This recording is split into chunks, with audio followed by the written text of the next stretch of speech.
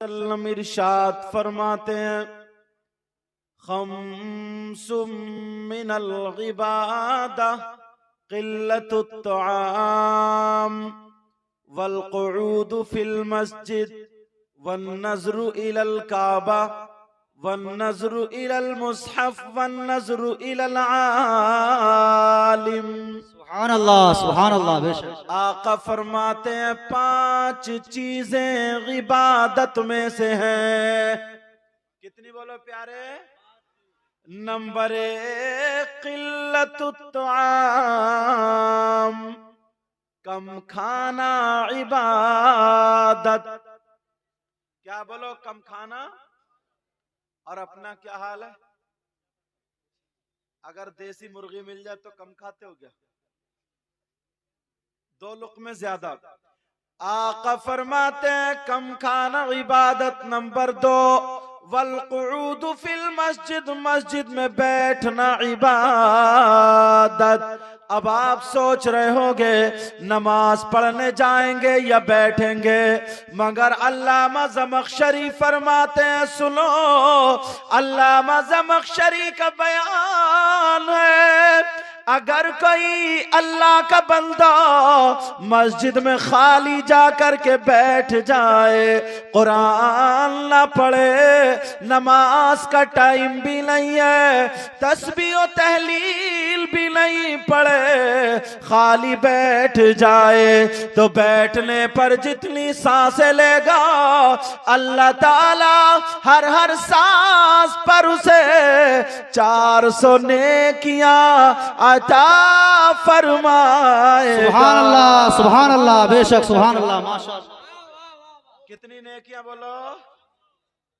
आपको नेकियों की जरूरत है और हमारी बहनों को तो जरूरत है ही नहीं, क्योंकि इनके तो गोदाम भरे हुए नेकियों से, समझे? इनके तो पता नहीं इनकी समझ में आ रही है नहीं आ रही, अल्लाह जाने, समझे? 400 नेकियां कब? जबकि कुरान ना पढ़े, तस्बीह ना पढ़े, खाली बैठ जाए तो 400 नेकियां, और अगर कुरान पढ़े तो कितनी नेकियां मिलेंगी? अब जरा सुनो। नंबर 3 वन नज़्रु इलल काबा, काबे को देखना इबादत। नंबर 4 आका ने पहले फरमाया, पहला था वल्क़ु, पहला था आका फरमाते खम्सुम मिनल इबादा क़िल्लतुत तआम, कम खाना इबादत। नंबर 2 वल्क़ुऊद फिल मस्जिद, मस्जिद में बैठना इबादत। नंबर 3 वन नज़्रु इलल काबा, काबे को देखना इबादत। नंबर 4 वन नज़्रु इलल मुसहफ, कुरान पाक को देखना इबादत। नंबर 5 वन नज़्रु इलल आलिम, आलिम को देखना इबादत। सुभान अल्लाह, सुभान अल्लाह। बेशक बहुत। और जरा सुनो, आका फरमाते हैं अगर कोई आलिम या तालिबे इल्म यानी पढ़ाने वाला या पढ़ने वाला किसी बस्ती के कब्रिस्तान से गुजर जाए, खाली गुजर जाए, कुछ पढ़े नहीं, दुआ ना करे, पढ़ने वाला बच्चा या पढ़ाने वाला उस्ताद अगर खाली गुजर जाए, आका फरमाते हैं उसके गुजरने की बरकत ये होगी कि अल्लाह ताला उस कब्रिस्तान के मुर्दों से 40 दिन के लिए अजाब उठा लेता। सुभान अल्लाह, सुभान अल्लाह। नारे तकबीर, नारे रिसालत, नारे रिसालत। उलमाए अहले सुन्नत, उलमाए अहले सुन्नत, रज़ाए मुस्तफ़ा कॉन्फ्रेंस। सुभान अल्लाह, सुभान अल्लाह। मस्जिद में खाली बैठे तो इतना सवाब, और नमाज पढ़ने जाए तो कितना सवाब। मगर नमाज भी हो ना तो ऐसी हो, ऐसी हमारी आपकी तरह नहीं। नियत बन रही है इब्राहिमपुर में अल्लाह अकबर, और टहलिया है किशनगंज में, बिलासपुर हाट में, बिलासपुर पास में, मुझे भी बाजार के हाट के नाम मालूम नहीं हुए। बिलासपुर हाट, कैसी नमाज होनी चाहिए। राज इलाहाबादी ने क्या कहा, पढ़ दूं एक शेर। इन शायर साहब से सुना, मगर मुझसे एक शेर सुन के देखो। पढ़ दूं, सुनना चाह रहे हो? अरे तुम तो सेल्फ स्टार्ट हो, पहले ही हाथ उठा लेते हो। तेरे सजदों को भी मिल जाएगी मेरा जे वफा। क्या कहना, जरा प्यार से बोलो सुभान अल्लाह। और गुस्से में बोलियो। तभी तो मैं देख रहा हूँ बंगाल वालों का प्यार इतना कर रहा है, तो फिर गुस्सा कैसा होगा। तेरे सजदों को भी मिल जाएगी मेरा जे वफा। क्या कहना, तेरे सजदों को भी मिल जाएगी मेरा जे वफा। बोलो या रसूल अल्लाह, या रसूल अल्लाह। तेरे सजदों को भी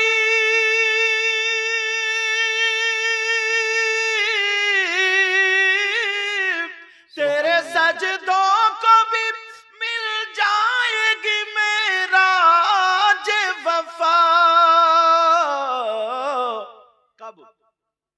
सर झुकाना, सर झुकाना तो जरा दिल भी झुकाए रखना।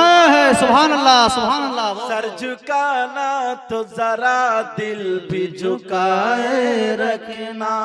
लज्जते इश्क नबी दिल में छुपाए रखना। ये खजाना है लुटेरों से बचाए रखना। अपनी आंखों में मदीने को बसाए रखना। याद सरकार को सीने से लगाए रखना। माशाअल्लाह, माशाअल्लाह। अब सुने, तवज्जो रख के। मेरी बहनें भी आई हैं, इन्हें भी कुछ मिलना चाहिए। आप भी आए तो आपको भी कुछ मिलना चाहिए। अगर 40-60% समझ लोगे तब भी इंशाल्लाह कामयाब रहोगे, और मुझे पूरी उम्मीद है 60% जरूर समझोगे। इधर मर्द हैं और इधर औरतें। अब इस्लाम को देखना, मर्दों के रिलेशंस कौन कौन होते हैं? माँ बाप, भाई बहन, बेटा बेटी, बीबी, चचा, ताऊ, खालू, मामू, फूफा, ये होते हैं ना सब रिश्तेदार। और ससुराल वाले भी, पड़ोस वाले भी। मगर इस्लाम से पूछो, इस्लाम तू बता। अच्छा, इस्लाम कौन? आपके इब्राहिमपुर में अगर किसी का नाम मोहम्मद इस्लाम हो तो उससे नहीं पूछना है, बल्कि किससे पूछ? मजहब इस्लाम। इस्लाम तू बता कि मर्दों की बीवी भी है, बेटी भी है, बेटा भी है, भाई भी, बहन भी, चाचा, ताऊ, खालू, मामू, सारे रिश्तेदार हैं। मगर इस्लाम तू बता, मर्दों पर सबसे ज्यादा हक किसका है? बेटे का या बेटी का? बीबी का है या बहन का है? चचा का या ताऊ का या खालू का या मामू का? लोगों सुन लो, यहां से पैगाम लेकर के जाना, मर्दों पर सबसे ज्यादा उसकी बीबी का नहीं है, उसके बेटे का नहीं है, उसकी बेटी का नहीं है, उसके चचा, ताऊ, खालू, मामू का नहीं है, बल्कि मर्दों पर सबसे ज्यादा हक उसकी माँ और बाप का है। किसका बोलो? अब तुम्हें फैसला करना पड़ेगा, बीबी की कितनी साड़ी आती है और माँ की कितनी साड़ी आती है। ये फैसला आपको। अगर बीबी की तबीयत खराब हो जाए तो कितने डॉक्टर बदलते हैं, और माँ की तबीयत खराब हो जाए तो कितने डॉक्टर। अगर तुम मुसलमान हो तो इस्लाम की माननी पड़ेगी। इस्लाम ये कहता, मर्दों पर सबसे ज्यादा हक उसकी माँ और बाप का है। बोलो किसका? बोलो प्यारे। अच्छा चलो औरतों की तरफ आओ। औरतें भी, औरतें, औरतों के भी रिश्तेदार हैं, इनकी भी माँ, इनका भी बाप, इनका भाई बहन, चाचा, ताऊ, खालू, मामू, शौहर। तवज्जो है ना मेरी तरफ? इनके भी वही रिश्तेदार हैं। तो फिर औरतों पर सबसे ज्यादा हक किसका है? किसकी मानोगे? प्रेसिडेंट साहब की, मुखिया साहब की, मेरी, हाजी साहब की, इनकी नहीं, इस्लाम की मानोगे। किसकी मानोगे बोलो? शरीयत मुस्तफा ये बताती है, जरा तवज्जो रखो, गौर करो। जैसे मर्दों पर सबसे ज्यादा उसकी माँ और बाप का था, अगर औरतों के बारे में पूछा जाए तो मेरी बहन सुन ले, तुम्हारी भी माँ है, तुम्हारे भी बाप है, तुम्हारे भी भाई, तुम्हारी भी बहन, तुम्हारे सारे रिश्तेदार हैं, मगर इस्लाम से पूछो, इस्लाम बता, तू बता औरतों पर सबसे ज्यादा किसका है? तो इस्लाम ये कहता है माँ से ज्यादा हक, बाप से ज्यादा हक, बेटी से ज्यादा हक, बेटे से ज्यादा हक, सारे रिश्तेदारों से ज्यादा हक, जिनकी शादी हो